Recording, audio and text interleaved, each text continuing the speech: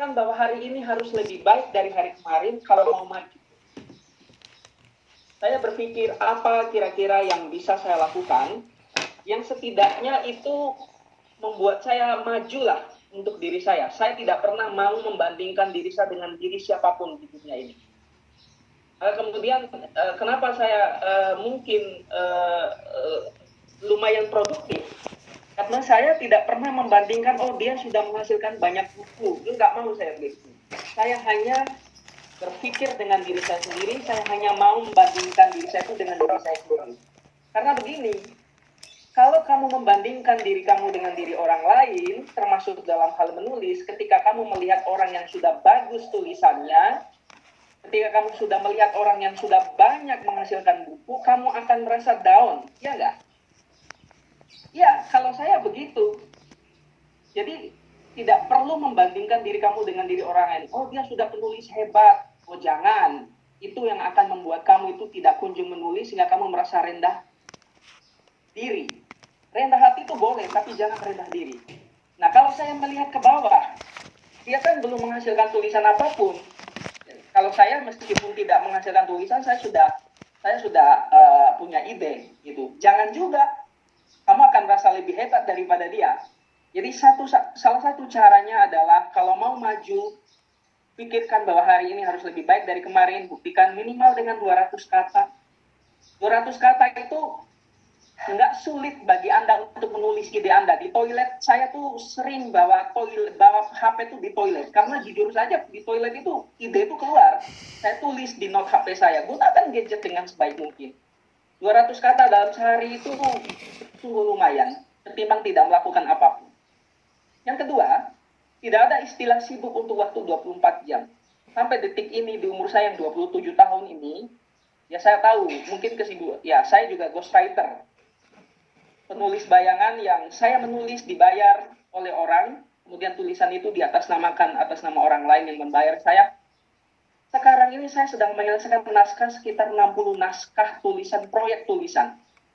Tapi di WC saya tulis, selesai sholat mungkin 5 menit saya menulis minimal ada 200 kata. Oleh karena itu, tidak ada istilah sibuk dalam waktu 24 jam, sehingga 24 jam itu sudah sangat full Tuhan kasih. Jadi tidak ada istilah, saya malu kalau misalnya saya sibuk. Itu nggak enak saya kalau gitu. Nah, yang ketiga, menulis adalah obat penenang. Ketika punya masalah, ketika ada hal-hal yang buat saya pusing, maka saya menulis. Setidaknya saya menulis itu menjadi obat penenang, karena ide bisa keluar. Sambil tidur, pegang HP, minimal ada di notes itu ada tulisan minimal 200 kata atau 300 kata. Yang keempat, berkomitmen untuk menjadikan diri lebih bermanfaat. Dengan tulisan itu, saya pernah nulis buku yang judulnya Bersedekah Lewat Tulisan. Teman-teman di FIS mungkin pernah saya tunjukkan itu. Bersedekah, beribadah, beramal, itu tidak hanya dengan uang. Dengan tulisan boleh. Bisa, sangat bisa. Tapi dengan syarat menulislah yang baik dan jujur. Jangan menulis hoax. Jangan menulis yang enggak dalam arti yang tidak baik. Karena itu tidak akan tidak akan bermanfaat bagi orang lain. Maka saya satu hal yang saya khawatirkan sampai sekarang adalah kalau saya dibayar, saya juga ghostwriter. Saya menulis konten kampanye, saya sebisa mungkin untuk meminta semua data dari orang tersebut, klien saya, kemudian saya olah, sehingga olah dengan baik dari data yang dia kasih, sehingga meminimalisir dan menghindari saya dari menulis yang tidak bermanfaat. Kemudian yang terakhir, gunakan cemoohan, sikap buruk, dan kritik orang lain untuk menjadi lebih maju melalui tulisan. Cara terbaik untuk membalas dendam adalah dengan menjadi lebih baik dari mereka yang bersikap buruk. Saya sejak kecil punya pengalaman buruk di Cemooh karena saya mengidap macam sindrom autisme positif, tidak punya kecakapan berkomunikasi yang baik, sosial. Kemudian ya saya gunakan itu, segala kekurangan cuman itu untuk menulis. Jadi semacam gini, orang lain hanya fokus untuk bersikap buruk kepada saya, tetapi saya hari ini mampu menghasilkan tulisan dan dia tidak. Dan ingat, orang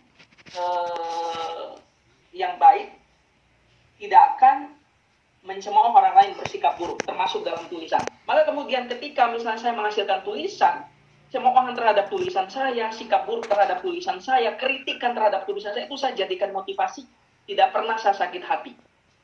Ya, itu kalau untuk menulis. Nah sekarang untuk yang membangun esai naratif. Saya baca-baca, tapi akhirnya saya ngambil. Esai itu apa sih? Adalah uraian yang membicarakan bermacam ragam, tidak tersusun secara teratur, tetapi seperti dipetik dari bermacam jalan pikiran. Dalam esai terlihat keinginan, sikap terhadap soal yang dibicarakan, kadang-kadang terhadap soal yang dibicarakan. Pengertian esai sebagai karangan yang sedang panjangnya yang membahas persoalan secara mudah dan sepintas lalu dalam bentuk prosa.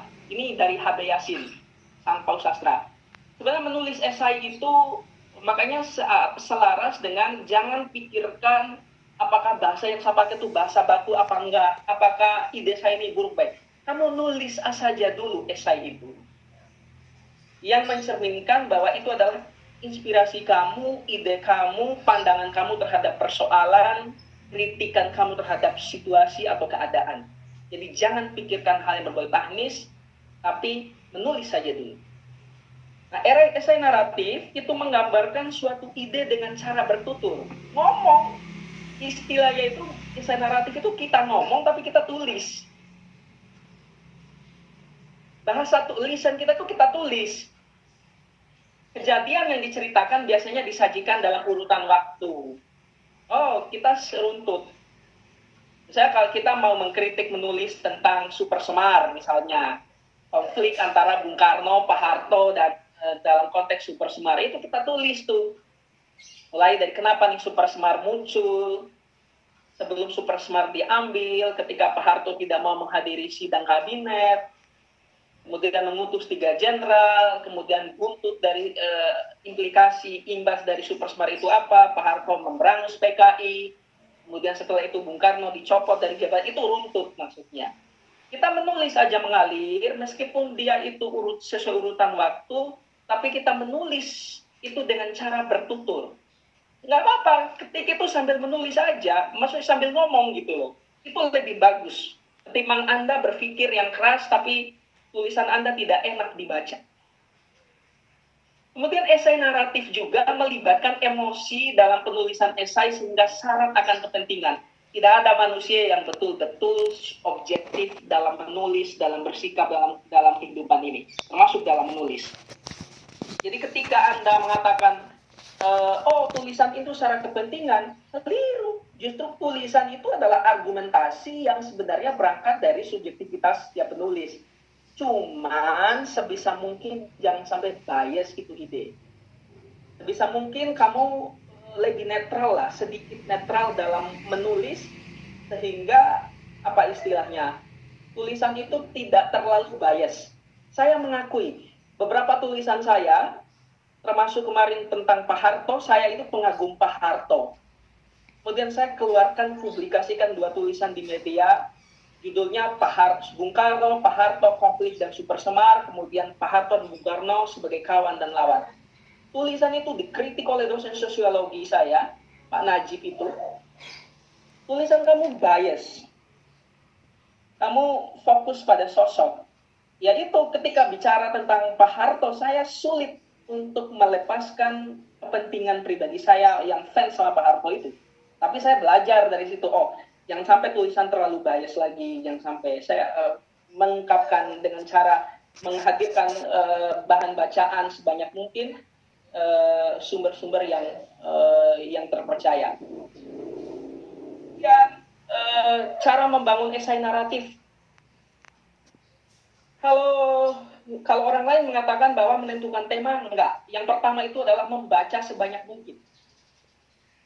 Apa yang dibaca, bagi yang Muslim, ayat surat pertama yang turun di Gua Hira itu kan Iqra.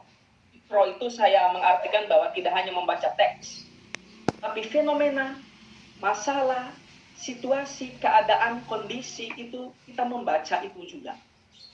Iqra itu, bacalah itu adalah membaca fenomena, tidak hanya tekstual, tapi yang bukan tekstual itu kita juga harus lebih baca. Dunia dan isinya ini adalah bacaan yang sangat lengkap. Fenomena, masalah, situasi, keadaan, dan lain itu kita harus baca. Ini harus, apa istilahnya, harus kita baca sebanyak mungkin sebelum menulis. Baru kemudian hasil bacaan itu, ide-ide yang kita tentu pasti muncul inspirasi dari bahan bacaan itu. Oh, itu kita tulis dengan note agar ide tersebut tidak hilang. Banyak kan, saya yakin setiap dari teman-teman itu pasti punya banyak ide. Persoalannya ide itu tidak terstruktur dengan baik, hilang begitu saja karena ide itu tidak ditulis. Kita malas, nanti sajalah tulisnya, masih ingat padahal besok kita udah lupa. Datang ide yang lain basic, jadi ketumpuk, jadi hilang. Sayang sekali, itu nikmat Tuhan yang sangat luar biasa. Seharusnya itu dicatat. Saya dapat ide ini dari istri saya juga penulis, bahwa note itu harus ditulis. Dia kalau kemana-mana itu bawa note kecil, dia tulis. Oh, saya ikut, oh bagus juga nih. HP-nya, oh dia tulis. Kadang-kadang ke toilet itu juga dari dia, saya dapat ide itu, tulis juga. Jadi ide itu terkumpulkan. Kemudian menentukan tema, tapi bukan judul ya. Ini bedakan tema dengan judul. Kamu nulis itu, tentukan tema, kamu mau nulis apa. Judul itu di akhir saja. Seringkali saya menulis itu dengan judul A, saya sudah coba ini. Tapi kemudian, akhirnya saya ubah judul saya berkali-kali, bahkan 3-4 kali. Oh, cara terbaik adalah saya tentukan tema saja, menulis saja dulu. Baru kemudian nanti setelah tulisan selesai, saya tentukan ini judulnya apa yang tepat kira-kira. Dalam penentuan judul, bisa mungkin judul itu pendek, jangan panjang-panjang. Tetapi mengcover segala isi yang didapatkan. Kemudian, selain itu, judul harus mampu menarik perhatian pembaca. Tapi untuk penulis pemula seperti kita, itu nanti dulu. Menulis saja dulu teman-teman. Saya juga begitu sampai sekarang itu terus saja belajar. Bahkan ide ini, menentukan tema ini, tapi bukan judul ini saya dapatkan 3 hari yang lalu ini. Oh, bukan judul dulu, tapi tema aja dulu. Baru nanti judul di akhir. Oke. Yang selanjutnya, menulislah seperti sampean berbicara. Jadi esai yang sampean hasilkan itu dalam bentuk bahasa lisan, bukan bahasa tulis. Sambil berbicara, komat-kamit saja. Sehingga itu membuat bahasa Anda itu enak dicerna oleh pembaca. Kemudian sebisa mungkin gunakan bahasa yang dimengerti oleh semua pembaca. Hindari istilah-istilah sulit. Penulis yang baik, tulisannya harus mampu dipahami oleh semua orang. Ini pengalaman buruk saya. Dulu karena saya ingin kelihatan sok pintar, saya akui aja. Ingin kelihatan sok hebat, saya gunakan istilah-istilah asing. Tapi tulisan saya dikritik oleh guru bahasa Indonesia saya. Kalau begini terus kamu, maka kamu tidak akan menjadi penulis yang baik suatu saat nanti. Oke, sampai sekarang ya sudah, saya sebisa mungkin belajar untuk memilih diksi yang mudah dipahami oleh semua orang. Oke lah, kita ini UGM, masyarakat akademis, tentu. Tapi kan tulisan kita tidak hanya dikonsumsi, dibaca oleh masyarakat akademis seputaran UGM saja, tapi semua orang masyarakat Indonesia dari strata pendidikan yang biasa saja sampai yang paling tinggi juga membaca. Oleh karena itu, hindari istilah-istilah ini. Pengalaman buruk saya. Saya dikritik karena ingin kelihatan so pintar, so hebat, darinya sendiri dulu. Tapi itu nggak baik. Terus yang selanjutnya, berkomitmenlah untuk membuat esai naratif yang memancing orang untuk menyanggah, berkomentar, dan mengkritik tulisan sampean. Ingat, tidak ada kebenaran absolut.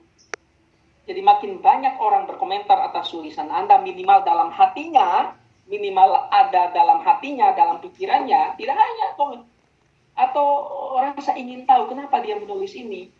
Nah, itu berarti tulisan Anda baik. Memancing itu baik. Nah, jadi jangan ilfil dengan komentar dan kritikan, justru orang itu perhatian terhadap tulisan Anda. Ya, gitu. Terus kemudian untuk edit ya ini. Jangan buru-buru mengedit tulisan sehingga karena Anda mengejar bahwa tulisan ini harus baik. Nanti saja dulu. Biarkan sehari atau 2 hari agar sampai itu bisa melakukan pengendapan. Boleh jadi Anda menulis itu, Anda terlalu emosional. Emosi dalam tulisan nggak bagus, tapi terlalu emosional itu juga nggak bagus. Over emosional. Nah, sehingga kasih waktu diri Anda itu untuk mengendapkan. Oh, boleh jadi nanti ada penambahan ide, ada perbaikan ide, ada hapus itu. Editnya nanti dulu deh. Nanti. Anda baca itu nanti. Kalau Anda fokus ke ide, edit dulu, ide edit dulu, maka Anda tidak akan bisa kunjung menghasilkan tulisan. Anda hanya akan fokus ini, nanti kalau Anda baca begini, saya dicemooh orang. Udah jangan. Semua kita ini belajar, siapapun. Bahkan penulis hebat pun, M.H. Ainun Nadjib, dia terus belajar untuk memperbaiki tulisannya sampai sekarang. Itu salah satu penulis favorit saya, Ainun. Kemudian Pak Putut E.A. yang punya Mojok itu sampai sekarang beliau terus memperbaiki kualitas tulisannya. Editnya nanti saja dulu. Oke. Kemudian ini mungkin slide terakhir, tambahan. Menulislah dengan jujur, salah benar itu tidak menjadi masalah. Sama halnya dalam ini sejurus dengan aktivitas akademik kita. Dalam menulis skripsi, tesis atau disertasi, jujur itu yang paling utama. Jujurnya salah satunya ini ide orang lain apa ide kamu. Kalau ide orang lain masukkan sumbernya, apa salahnya sih? Salah benar itu tidak menjadi masalah. Santai aja.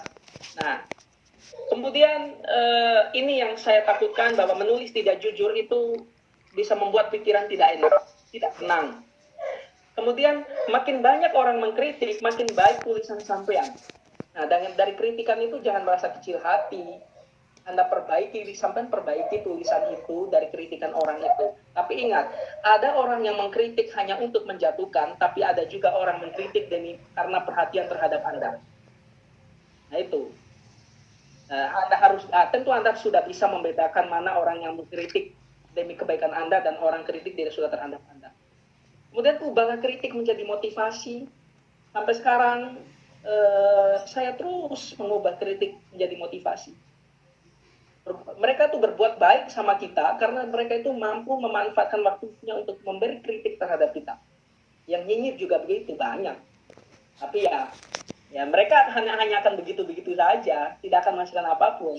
Kamu yang diuntungkan dari kritikan mereka, nyinyiran mereka, kamu perbaiki tulisanmu.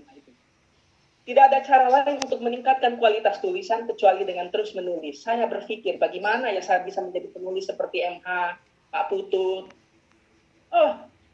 Saya cari sudah banyak, satu-satunya cara, the only one way adalah dengan terus menulis. Jangan fokus kapan tulisan saya baik, tapi Anda fokus gimana tulis aja setiap hari. Hanya waktu dan keadaan dan pengalaman Anda yang akan menentukan tulisan. Kemudian, tempatkan posisi sampean senetral mungkin untuk memandang masalah tulisan sampean. Suatu waktu saya menulis kemarin, Pak Yayan, kalau ada di sini mungkin pernah kritik itu. Saya pernah menulis bahwa tidak semua profesor bisa menjadi kepala daerah. Fenomena yang sadar itu Prof. Wibawa yang rektor UNY itu mau jadi cabuk Gunung Kidul. Tapi saya menulis, kenapa tidak semua profesor itu bisa membangun daerah? Karena begini, jabatan kepala daerah itu kan jabatan politik ya. Kalau profesor kan jabatan akademik. Jadi dalam politik itu menurut saya orang